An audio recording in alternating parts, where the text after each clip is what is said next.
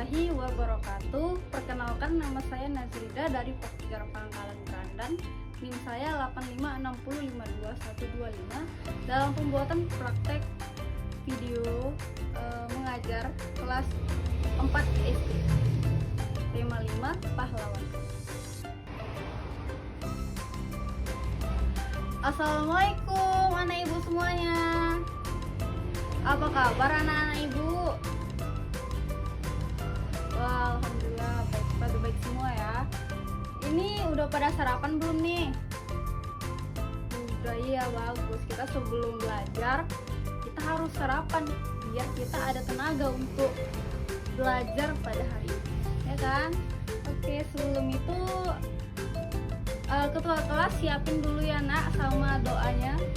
Oke, hari ini coba lihat di teman sebangkunya, apa ada yang belum hadir? Hadir semua ya? Oke, baik. Bagus, berarti kita hari ini semuanya hadir ya? Oke, ada yang ingat nggak apa kata ibu semalam? Kita hari ini akan belajar tentang apa? Iya, hari ini kita belajar tentang pahlawan. Jadi ada yang udah pada belajar belum tadi malam tentang materi yang akan kita pelajarin pada hari ini? Wah, udah pada belajar semuanya ya. Jadi, ketika kita masih di bawah kekuasaan penjajah, bangsa Indonesia itu berjuang dengan mengangkat senjata. Mereka berjuang lah pokoknya, gimana dengan mereka sungguh-sungguh agar kita ini bisa keluar dari genggaman erat penjajah yang mereka menguasai Indonesia. Jadi kita sekarang bisa, Indonesia kita udah jaya, itu karena berkat atas perjuangan pahlawan kita pada zaman dahulu kala. Nah, jadi ada beberapa contoh tokoh dan peninggalan yang diberikan pada masa masa zaman dahulu lah. Jadi contohnya itu ada beberapa kerajaan, ada 5 kerajaan. Pertama ada kerajaan Aceh, kedua ada kerajaan Gorontalo, dan yang ketiga itu ada kerajaan Sriwijaya, yang keempat kerajaan Majapahit, dan yang kelima kerajaan Tarumanegara. Nah, jadi sebelum daripada itu, ibu mau tanya, kerajaan Aceh itu ada di mana sih? Ada di mana kerajaan Aceh? Iya benar, kerajaan Aceh itu ya ada di Aceh. Jadi kerajaan Aceh pada masa saat itu dipimpin oleh siapa? Ada yang tahu nggak? Benar. Jadi pada masa zaman itu kerajaan Aceh itu dipimpin oleh Sultan Iskandar Muda. Nah, iya benar sekali. Jadi Sultan Iskandar Muda itu merupakan sultan yang besar dalam masa Kesultanan Aceh yang berkuasa itu pada tahun 1607 sampai 1636.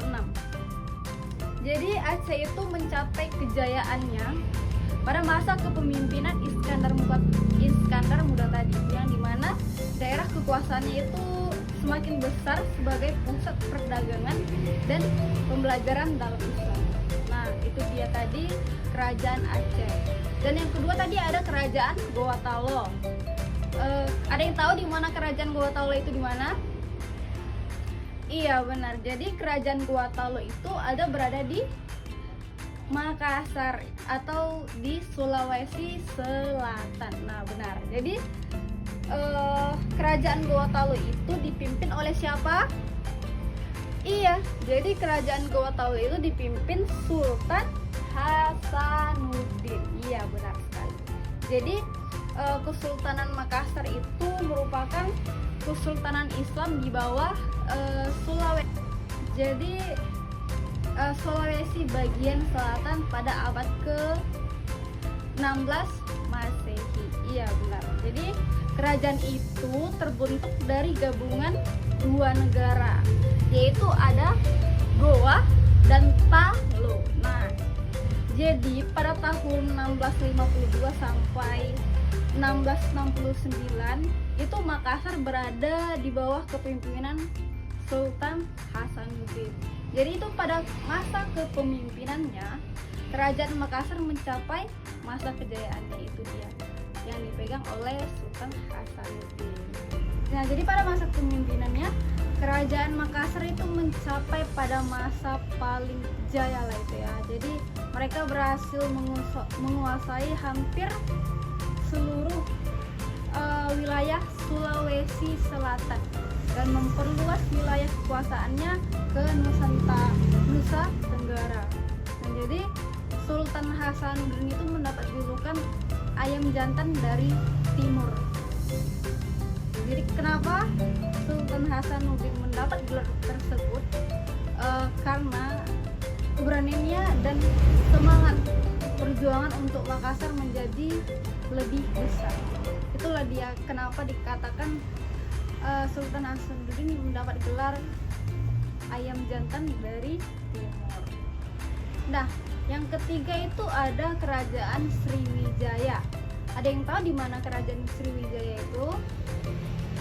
Ya, jadi Kerajaan Sriwijaya itu berada di Palembang, Sumatera. Jadi Kerajaan Sriwijaya itu berada di Palembang, Sumatera Selatan. Nah, jadi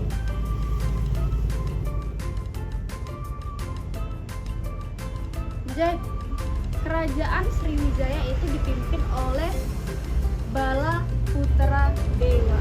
Ada yang pernah dengar nama kepemimpinan Bala Putra Dewa enggak? Iya, jadi Bala Putra Dewa itu adalah keturunan dari bangsa Sailendra.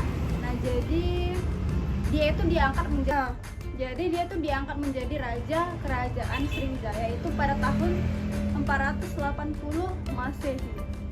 Itu dan bergelar ke situ Sri Maharaja Putra Dewa. Jadi saat kepemimpinannya itu Bala Putra Dewa itu Kerajaan Sriwijaya mengalami kemajuan yang sangat amat pesat. Itu dalam bidang ekonomi, dalam bidang pendidikan, dalam bidang perdagangan, dan pelayaran juga. Jadi Sriwijaya itu sangat amat pekat dalam bidang-bidang tersebut. Nah, itu tadi Kerajaan Sriwijaya. Yang keempat itu ada kerajaan apa? Tarumanegara. Nah, jadi ada yang tahu di mana letak Kerajaan Tarumanegara itu?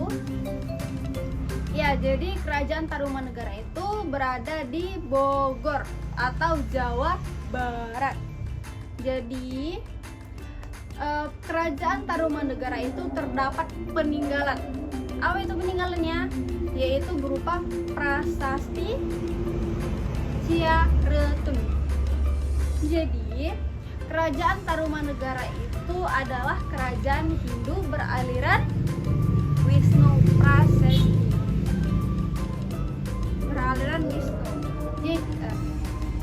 Jadi Kerajaan Tarumanegara itu adalah kerajaan Hindu beraliran Wisnu. Jadi yang tadi kita bahas prasasti Ciaretun itu ditulis dalam bentuk seloka dengan beraksarakan huruf Palawa dan berbahasa Sanskerta.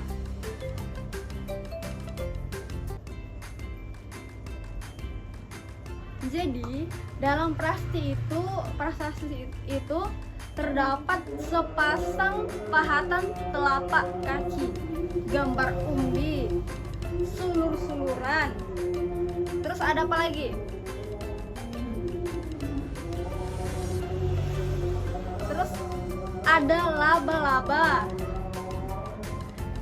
Nah, itu dia tadi. Jadi irama atau metrum anuskop dalam selokar prasasti itu terdiri atas 4 baris dengan pahatan yang tertulis tulisannya. Inilah tanda sepasang telapak kaki seperti kaki Dewa Wisnu. Ialah telapak mulia Sang Purnawarman, raja di negeri Taruma, raja yang gagah berani. Nah, itu dia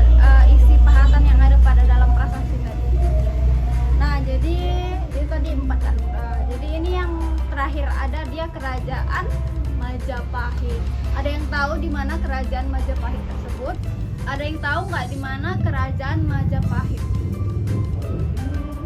Nah, iya, jadi kerajaan Majapahit itu ada di Mojokerto atau di Jawa Timur. Ada yang udah pernah ke sana belum? Ada yang pernah ke Jawa? Ya. Jadi pada masa Majapahit itu terdapat Mahapati, Gajah Mada, dan Raja Wuru. Itu dia tadi rajanya. Jadi Majapati atau Gajah Mada itu adalah seorang panglima perang dan tokoh yang sangat berpengaruh pada zaman kerajaan Majapahit. Jadi pada saat itu Gajah Mada, pada saat itu Gajah Mada membuat janji yang luar biasa yang dikenal dengan Sumpah Palapa. Sumpah apa?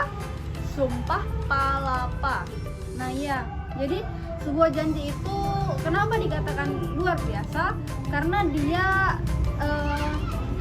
dapat menyatukan Nusantara yang meliputi semenanjung Melayu, Sumatera Utara, Jawa, Kalimantan, Sulawesi, Sunda Kecil,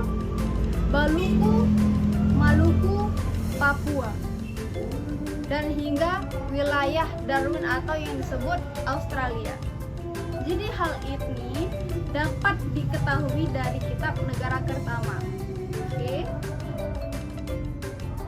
Kemudian ada Raja Hayam Wuruk.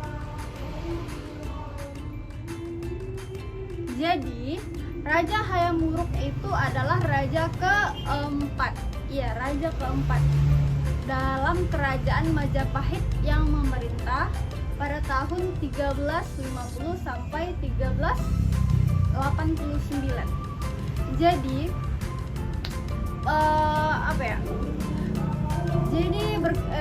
Raja Hayam Wuruk itu bergelar Maharaja Sri Raja Sanagara pada masa pemerintahannya.